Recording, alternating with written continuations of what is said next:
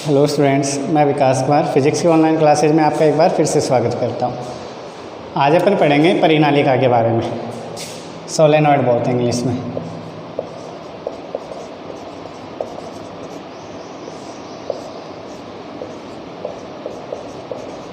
Solenoid, ठीक है। अब पहली चीज़ परिनालिका होती क्या है वो सुने कि मान लो अपने पास एक बेलनाकार नली है, जैसे ये इसका बार वाला आवरण ले लें। अब बेलनाकार जो नली होगी वो कुचालक होनी चाहिए। इसके लिए बोलते हैं कि कार्डबोर्ड ले सकते हैं या चीनी मिट्टी की अपने पास एक कुचालक बेलनाकार नली है, जिसके ऊपर अपन क्या करेंगे, जो कॉपर के विद्युत रोध वायर हैं उनको क्या करेंगे, लपेट देंगे। फेरों के रूप में क्या करेंगे, लपेट देंगे। तो वो जो अरेंजमेंट प्राप्त होता है अपन को, उसको अपन क्या बोलते हैं, परिनालिका बोलते हैं। कि यदि किसी कार्डबोर्ड या चीनी की मिट्टी से बने हुए बेलनाकार कुचालक नलिका पर तांबे के विद्युत रोध तारों को लपेट दिया जाए, ठीक है, फेरों के रूप में क्या कर दिया जाए, लपेट दिया जाए, तो प्राप्त अपने पास जो अरेंजमेंट होगी, व्यवस्था होगी, उसको अपन क्या बोलते हैं, परिनालिका बोलते हैं, ठीक है। अब जब भी परिनालिका बनाते हैं तो आपको एक चीज़ ध्यान रखनी है कि जब तार अपन लपेटेंगे, तार जो लपेटे जाते हैं या जो फेरे जो होते हैं वो एक समान होने चाहिए। ये नहीं कि कोई फेरा बड़ा है या कोई छोटा है, फेरे सारे क्या होने चाहिए, एक समान होने चाहिए। और फेरे इस प्रकार लपेटे जाते हैं कि फेरों का जो तल है वो इसकी एक्स के क्या रहे, लंबवत रहे। ये इसकी एक्स हो गई, फेरों का तल कैसे होगा, इस प्रकार। तो इस प्रकार यदि अपन क्या करें, बेलनाकार नली ले लें कुचालक, उसके ऊपर क्या करते हैं, विद्युत रोध तांबे के तारों को लपेट कर धारा प्रवाहित कर दें, तो वो क्या बनेगा, अपने पास परिनालिका बनती है, ठीक है। अब बात करते हैं अपन, एक चीज़ और ध्यान रखनी है, जब भी परिनालिका बनाओ तो जो बेलनाकार नली होगी या जो बेलनाकार कुचालक होगा, उसकी क्या होगा, उसकी जो त्रिज्या है वो लंबाई की तुलना में कम होनी चाहिए, ठीक है। त्रिज्या लंबाई की तुलना में क्या हो, लंबाई क्या होनी चाहिए, ज़्यादा होनी चाहिए। त्रिज्या क्या होनी चाहिए, कम।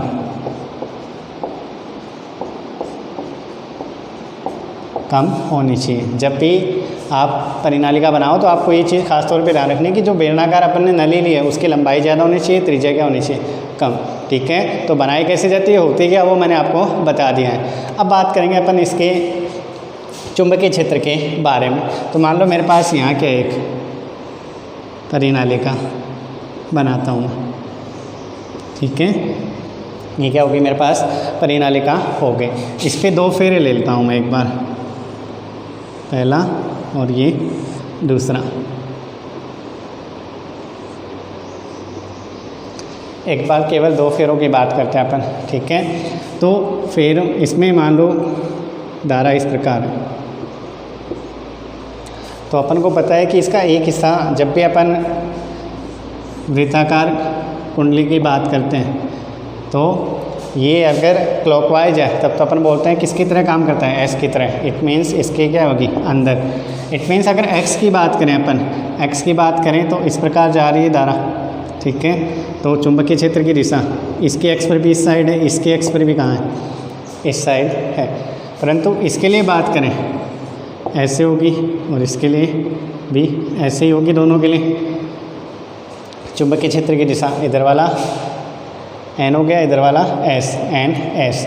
अब यहाँ की बात करें, यहाँ जो चुंबकीय क्षेत्र होगा वो क्या है, एक दूसरे के क्या है, विपरीत और बराबर है। तो बोलते हैं कि जो चुंबकीय अपने पास परिनालिका होते हैं उसकी एक्स पर तो चुंबकीय क्षेत्र क्या आता है, एक समान आता है। अंदर एक समान, अंदर बोल दो या एक्स पर बोल दो, कि जो अपने पास परिनालिका होगी उसके अंदर चुंबकीय क्षेत्र क्या होगा, एक समान होगा।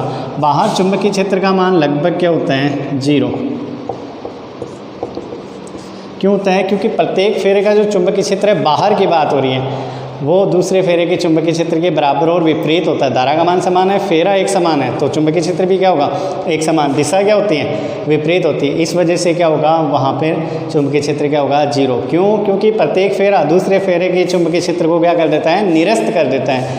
इस वजह से बोलते हैं कि बाहर जो चुंबकीय क्षेत्र होगा वो लगभग क्या होगा, 0 होगा, ठीक है। तो ये चीज़ ध्यान में रखनी है कि जो अपने पास परिनालिका होती है उसके अंदर चुंबकीय क्षेत्र एक समान होता है, एक्स पर चुंबकीय क्षेत्र एक समान होता है, जबकि बाहर चुंबकीय क्षेत्र क्या होगा, लगभग समान होता है। अब बात करेंगे अपन आदर्श परिनालिका की।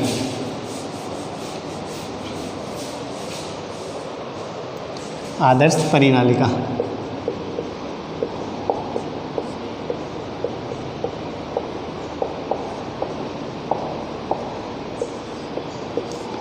आदर्श परिनालिका का मतलब ऐसी परिनालिका जिसकी त्रिज्या लंबाई की तुलना में नगण्य हो, त्रिज्या लंबाई की तुलना में नगण्य।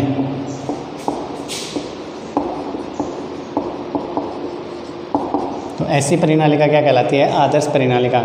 इसके अंदर चुंबकीय क्षेत्र एक समान होगा, जिसका मान अपन ज्ञात भी करेंगे। अंदर चुंबकीय क्षेत्र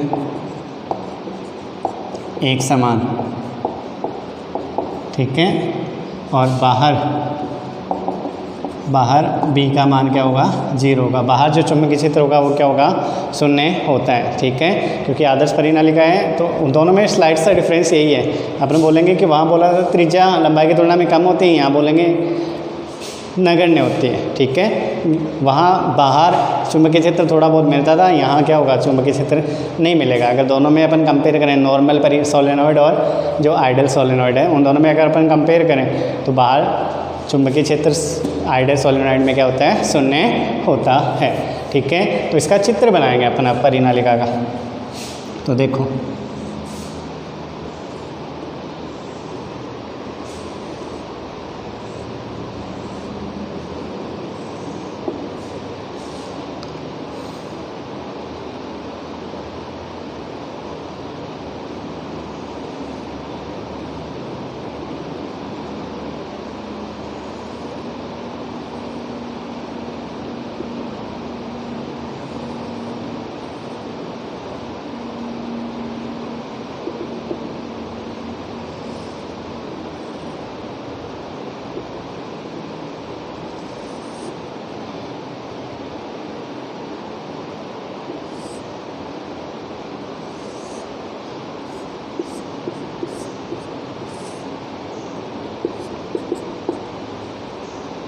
यहाँ क्या बना देना? कुंजी।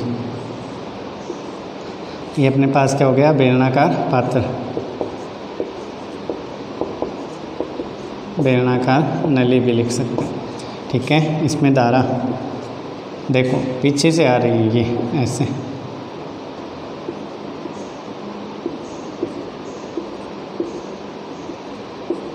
नीचे की ओर चली गई।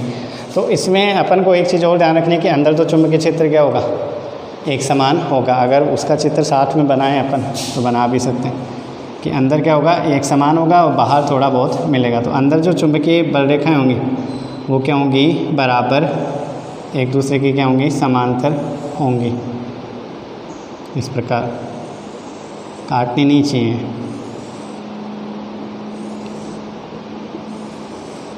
इस प्रकार क्या होंगी? एक समान होती हैं।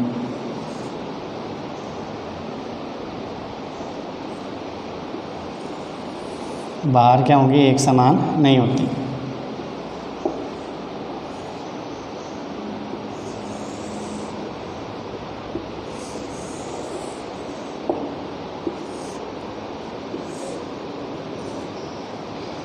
अब इसमें से एक हिस्सा एन की तरह काम करता है, एक एस की तरह। मतलब अगर सिंपल सा बोलूँ मैं, सोलेनॉइड जो होगी वो सेम उसी प्रकार चुंबकीय क्षेत्र उत्पन्न करती है जिस प्रकार अपने पास बार मैग्नेट होती है, ठीक है, दंड चुंबक जो होती है एन और एस वाली, एन और एस के लिए। तो इसके लिए भी चुंबकीय बल रेखाएं सेम इसी प्रकार बनती है। अब कौन सा हिस्सा एन होगा, कौन सा एस होगा, वो भी आपको डिसाइड करना है। तो आप देखोगे धारा की दिशा, एक एंड पे तो धारा क्या होगी? क्लॉकवाइज होगी, दूसरे पे क्या होगी? Anti clockwise. अब इसमें धारा की दिशा देखो, जो पहला तार है अपन ने पीछे से लिया है, पीछे से लेने का मतलब यहाँ से एस से, तो इस हिस्से पे तो क्या होगी? क्लॉकवाइज हो गया, मतलब एस हो गया। और इस पे जब निकालेंगे अपन वो क्या होगी? एंड इधर से देखेंगे तो एंटी क्लॉकवाइज। तो अगर पीछे से धारा जा रही है तो वो तो हो गया एस, और जिसमें आगे से धारा आ रही है वो क्या हो गया? एन हो जाएगा। ये एस और एन हो जाते हैं। इट मीन्स एन से बाहर निकलेंगी चुंबकीय बल रेखाएँ और एस में क्या करेंगी? इंटर करती हैं। इस प्रकार आपको सोलेनॉइड बनाने हैं, ठीक है। अब आदर्श के लिए अगर बनाएं, आदर्श परिनालिका के लिए बाहर तो 0 होगा। आदर्श परिनालिका के लिए अगर आपको बनाना है तो इस प्रकार बना सकते हैं। ये मान लो डॉटेड है सारा, मतलब यहाँ तो क्या है? चुंबकीय बल रेखाएँ बाहर निकलेंगी, यहाँ क्या आ जाएगा, क्रॉस। यहाँ पे चुंबकीय बल रेखाएं क्या होंगी, अंदर प्रवेश करेंगे। यहाँ क्या होगा, चुंबकीय क्षेत्र एक समान होता है। इस प्रकार क्या बनानी है आपको, आदर्श परिनालिका बनानी है। ठीक है, ये क्या बन जाएगी अपने पास, आदर्श परिनालिका बन जाएगी। इसमें चुंबकीय क्षेत्र, ये चुंबकीय बल रेखाएं हो जाएंगी। तो अभी तक जो अपन ने मैंने बातें की हैं वो क्या की हैं, परिनालिका के बारे में बात की है। परिनालिका क्या है कि यदि अपन क्या लें, बेलनाकार कुछ अलग नली लें, उसके ऊपर क्या करें, तो विद्युत तांबे के तार लपेट दें और उसमें धारा प्रवाहित कर दें, तो वो एक चुंबकीय डिवाइस की तरह, मतलब चुंबकीय क्षेत्र उत्पन्न करने वाली व्यवस्था बन जाती है, जिसको अपन क्या बोलते हैं, परिनालिका। उसमें ध्यान रखना आपको, उसकी लंबाई त्रिज्या की तुलना में बहुत ज़्यादा होनी चाहिए।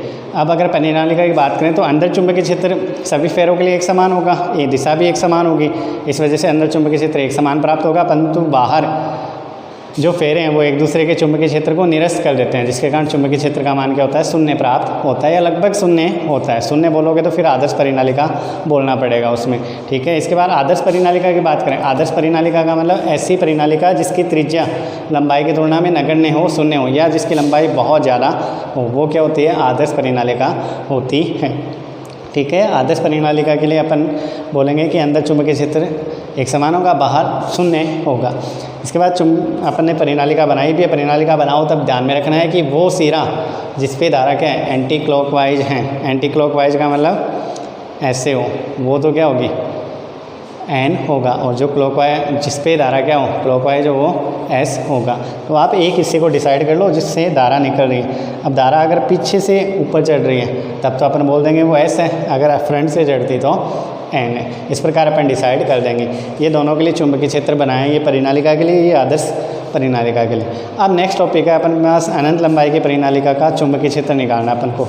अनंत लंबाई की परिनालिका मतलब आदर्श परिनालिका ही है।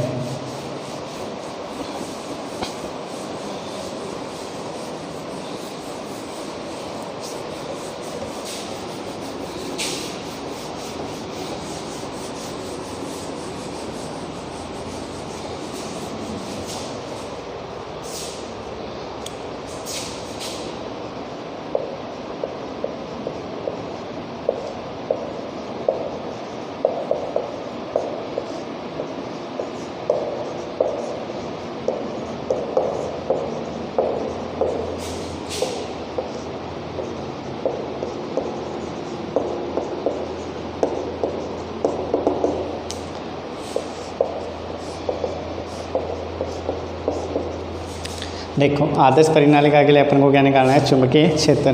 तो आदर्श परिनालिका का चुंबकीय क्षेत्र अपन निकालेंगे एम्पियर के नियम की सहायता से। ठीक है, एम्पियर का नियम लगाने के लिए एक बार मैं आदर्श परिनालिका बना लेता हूँ यहाँ।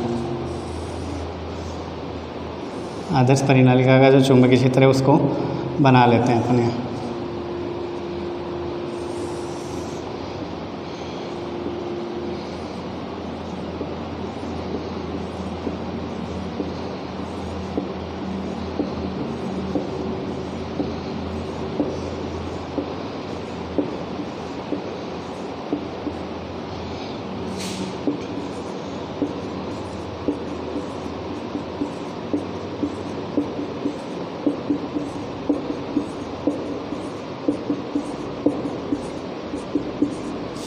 ठीक है, ये मान लो अपने पास क्या हो गया, परिनालिका हो गई। ये इसमें एक समान चुंबकीय क्षेत्र।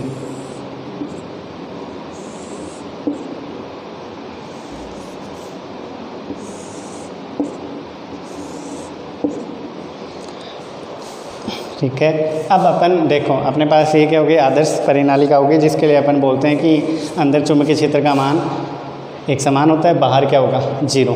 तो अपन एक एम्पीरियन पथ लेंगे। अब एम्पीरियन पथ इसके लिए अपन जो लेंगे वो आयताकार लेंगे। तो अपने पास मान लो कि एक एम्पीरियन पथ ले लिया ऐसे आयताकार, इसको कुछ भी नाम दे देते हैं, जैसे P, Q, R और S नाम दे दिया मैंने। ठीक है, एक एम्पीरियन आयताकार पथ बनाया है जिसकी लंबाई, इसकी लंबाई मान लेते हैं अपन, लंबाई कितनी है, L है। चौड़ाई B मानो तो मान लेना, बट अपन को ज़रूरत नहीं पड़ेगी, वो अपने काम में वैसे ही आ जाएगी। तो इसकी लंबाई कितनी मान ली अपन ने, स्मॉल l मान ली। ठीक है, अब देखो स्मॉल एल की जगह कुछ और मान लो x। एक बार अपन मान के चलेंगे अपने पास जो परिनालिका है उसकी लंबाई कितनी है l है और त्रिज्या कितनी है r है, जहाँ r l के कंपैरिजन में क्या है नगण्य है। कि अपन ने जो परिनालिका ली है उसकी लंबाई कितनी है l है, कैपिटल L मान लेना या स्मॉल l मानो तो स्मॉल l ही लेके चल लेते हैं। अपने पास जो परिनालिका है उसकी लंबाई कितनी है स्मॉल l है, त्रिज्या कितनी है r है, उसमें कुल फेरे कितने हैं कैपिटल n है। तो एकांक लंबाई में फेरे कितने हो जाएंगे फिर में फेरों की संख्या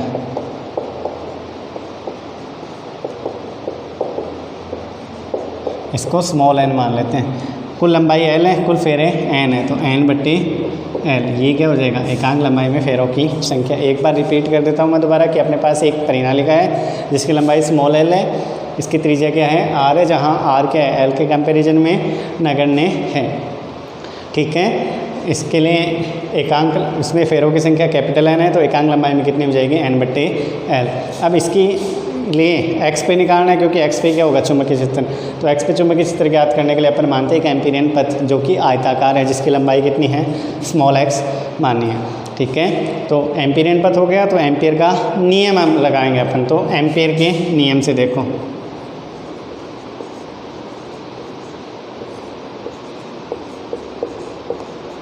एम्पियर के नियम से, तो एम्पियर का नियम लगाते हैं integration b vector dot dl vector equals to mu naught summation i। हाँ, एक चीज़ और जो परिनालिका में धारा है वो कितनी है अपन i मान के चलेंगे समेसन i। अब देखो अपन कहते हैं पथ, तो इसके कितने भाग हो गए, ये जो अपने पास इंटीग्रेशन है यहाँ क्या लिखा जाएगा p q r और s। p से स्टार्ट किया वापस p पे आ गए। ठीक है, तो इसको कितने भागों में बांटेंगे अपन 4, 1 2 3 और 4, चारों भुजाओं के रूप में। तो यहाँ लिखते हैं अपन इंटीग्रेशन सबसे पहले P Q B vector dot D L vector plus integration Q R B vector dot D L vector plus integration R S B vector dot D L vector plus integration S P या P S लिख सकते हो B vector dot D S vector equals to mu naught. अब summation I देखो अपने पास आई यहाँ वाला देखना अपने कितने फेरे होंगे, तो अपन को पता है एकांक लंबाई में फेरे कितने हैं n, अपने पास लंबाई कितनी x, तो फेरों की कितना संख्या कितनी होगी n इंटू एक्स। एकांक लंबाई में फेरे कितने हैं स्मॉल n है, लंबाई कितनी है इसकी x, तो n इंटू एक्स ये फेरों की संख्या होगी। और धारा एक फेरे में आई धारा है तो nx समेसन i का मान क्या हो जाएगा nx i। ध्यान से देखना है कि अपने पास एकांक लंबाई में फेरे कितने हैं स्मॉल n है, फिर लंबाई कितनी है जो अपने पास लंबाई आयताकार पथ की वो कितनी है x है, तो n इंटू एक्स ये क्या होगी कुल फेरों की संख्या, और एक फेरे में धारा कितनी है i है, तो टोटल धारा कितनी होगी जो कुल धारा है वो कितनी होगी nx i। ये मान अपन ने कहाँ रख दिया यहाँ पे रख दिया।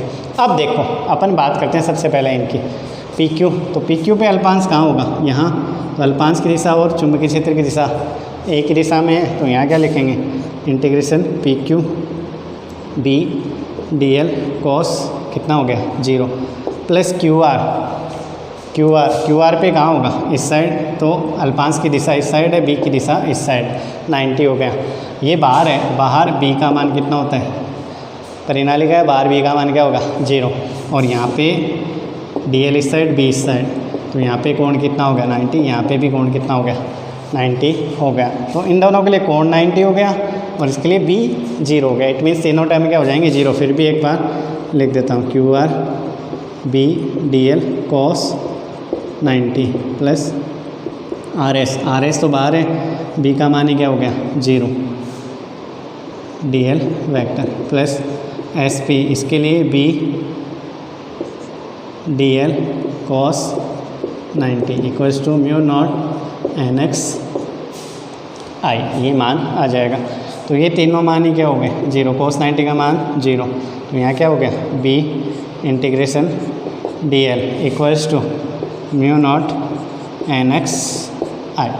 ठीक है, अब डी एल पी क्यू की बात करें तो ये किसके बराबर हो गया, एक्स के बराबर। तो बी गुणा X equals to mu naught N X I. तो B equals to mu naught N I. ये क्या हो गया, परिनालिका के लिए चुंबकीय क्षेत्र का मान। तो परिनालिका के जो चुंबकीय क्षेत्र है बी इक्वल्स टू मान क्या है, म्यू नॉट एन आई। या इसको कैसे लिख सकते हैं, म्यू नॉट एन की जगह कैपिटल एन बटे एल आई, जहाँ एन कुल फेरों की संख्या है, एल परिनालिका की कुल लंबाई है।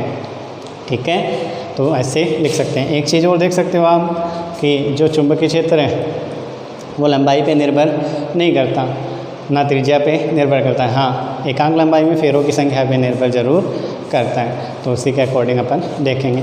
अगर इसी को अपन चुंबकीय क्षेत्र के रूप में लिखें तो मैंने आपको बताया था बी इक्वल्स टू क्या होता है, म्यू नॉट एच। तो अगर यहाँ रखो तो एच इक्वल्स टू क्या हो गया, एन आई या एन बट्टे एल आई। ठीक है, माध्यम के लिए लिखो तो बी एम क्या हो जाएगा, म्यू एम एन आई। ठीक है, या B M equals to mu naught mu R N I. इस प्रकार ये तो आप खुद ही लिख सकते हो। तो परिनालिका के लिए जो चुंबकीय क्षेत्र आया वो कितना है अपने पास, ये वाला आया आदर्श परिनालिका के लिए। अगर छोटी परिनालिका हो तब फॉर्मूला क्या होगा, तो उसका डेरिवेशन तो अपने है नहीं। छोटी परिनालिका के लिए मैं आपको फॉर्मूला बता देता हूँ सीधा सीधा। जैसे मान लो ये परिनालिका है अपने पास, ठीक है, ये इसकी x हो गई, x पे कोई पॉइंट P है जो इस सिरे से कोण फाई 1 बना रहा है और दूसरे वाले सिरे से कोण फाई 2 बना रहा है। तो इसके लिए जो B का फॉर्मूला होगा वो डायरेक्ट है अपने पास, बायो सावर्ट नियम से निकलता है, वैसे ये अपने सिलेबस में है नहीं। इसका फॉर्मूला है 1/2 म्यू नॉट एन आई। 1/2 लगाना है इसके आगे और cos phi 1 minus cos phi 2, ये वाला फॉर्मूला आता है। ठीक है, अगर एक सिरे की बात करें अपन, एक सिरे के लिए फाई 1 इक्वल्स टू 90 हो जाता है। अगर यहाँ आ जाए तो ये तो कितना हो गया 90 और वो लगभग कितना हो गया फाई 2, ये लगभग हो जाएगा 180। तो बी इक्वल्स टू अगर इसमें मान रखो 1/2 mu naught N I. Cos phi 1 cos 90 0 minus cos 180, cos 180 -1 होता है, माइनस माइनस 1 हो जाएगा। तो मान कितना आ जाएगा, ये वाला। इस प्रकार आपको ये सब ध्यान में रखना है। तो ये थी परिनालिका के बारे में। अब परिनालिका को अपन कंपेयर कर सकते हैं किससे, दंड चुंबक से। दंड चुंबक जो होती है, बार मैग्नेट जो होती है, तो स्लाइड सा डिफरेंस ये है कि परिनालिका लगभग किसकी तरह काम करती हैं, बार चुंबक की तरह क्या करती हैं, काम करती हैं। अब दोनों में थोड़ा सा डिफरेंस ही है, दो डिफरेंस हैं। दोनों डिफरेंस अपन ने बोला था कि परिनालिका के बाहर चुंबकीय क्षेत्र क्या होता है, शून्य होता है, परंतु दंड चुंबक के बाहर चुंबकीय क्षेत्र शून्य नहीं होता। वो जैसे जैसे उससे दूर जाएंगे वैसे वैसे क्या होता रहता है, कम होता रहता है। इसी प्रकार दूसरा देखेंगे कि चुंबकीय क्षेत्र अपन अंदर क्या बताया था कि अंदर चुंबकीय जो क्षेत्र होता है वो एक समान होता है, परंतु अगर अपन दंड चुंबक की बात करें तो वहाँ अंदर चुंबकीय क्षेत्र एक समान नहीं होता। जो चुंबकीय बल रेखाएँ होती हैं वो थोड़ी वक्रीय होती हैं। तो ये दोनों में डिफरेंस है कि बाहर परिनालिका में चुंबकीय क्षेत्र शून्य होता है, दंड चुंबक के बाहर चुंबकीय क्षेत्र शून्य नहीं होता। वो जैसे जैसे उससे दूर जाएंगे वैसे वैसे चुंबकीय क्षेत्र का मान क्या होता रहता है, कम होता रहता है। दूसरी बात करें, अंदर परिनालिका के चुंबकीय क्षेत्र एक समान होता है, परंतु दंड चुंबक के अंदर चुंबकीय क्षेत्र एक समान नहीं होता। ये दोनों में डिफरेंस है। अब एक छोटा सा टॉपिक इस चैप्टर में बचा है जिसका नाम है टोरॉइड, उसके बारे में बात करेंगे अपन नेक्स्ट लेक्चर में। Till then take care, thank you.